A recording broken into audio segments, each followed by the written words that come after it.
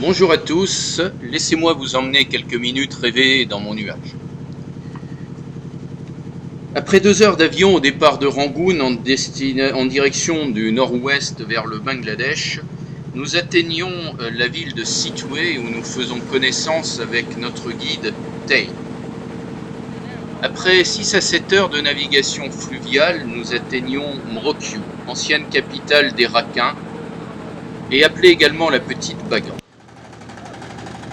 En ajoutant 3 heures de navigation supplémentaires sur la rivière Leh-Mu, nous atteignons le village de Shomi, qui est à l'extrémité sud de l'État Chine, interdit aux touristes. Le village de Shomi, un village retiré, hors du temps, où la vie est un long fleuve tranquille, sans eau courante, sans électricité.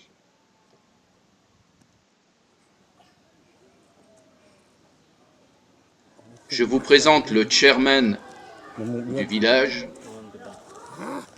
et un mode de vie dont nous avons perdu la mémoire.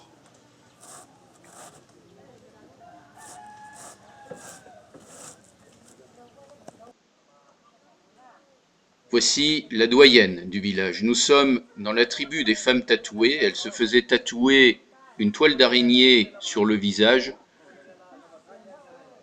Elle est en train de s'entretenir avec Tain, notre guide. Mais celui-ci a voulu nous amener si loin pour nous présenter en fait son secret, sa réalisation.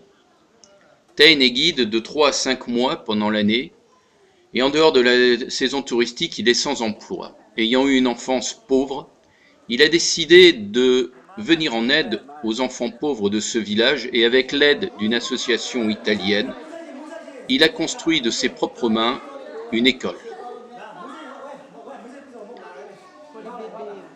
Aujourd'hui, c'est kermesse, car Tain a emmené dans ses cartons des vêtements, des chaussures, du matériel scolaire.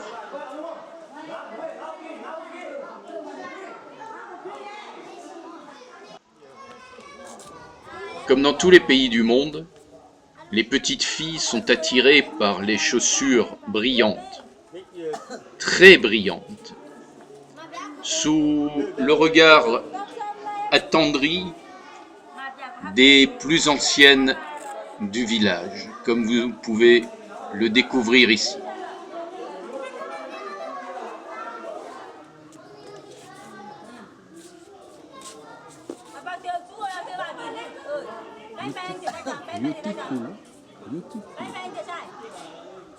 Oh, you are a so pretty girl. Mais ne vous y trompez pas. On sait être très sérieux dans cette école. Et j'ai découvert des tableaux qui m'ont rappelé de bien mauvais souvenirs personnellement. Mais aujourd'hui, Shen a un projet.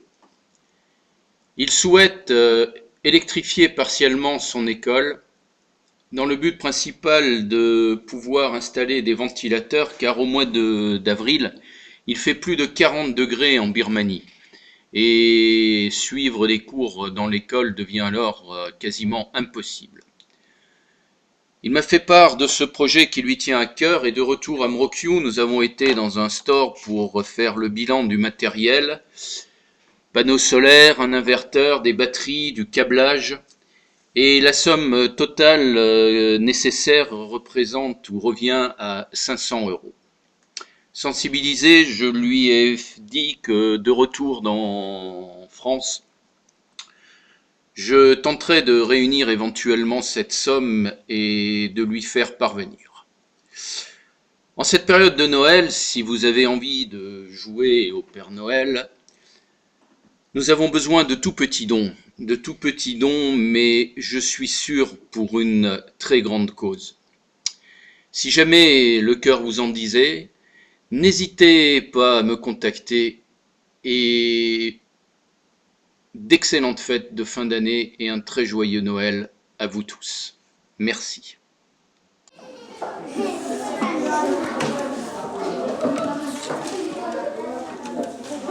Papa. Bye bye, bye bye, bye bye, bye bye, bye bye.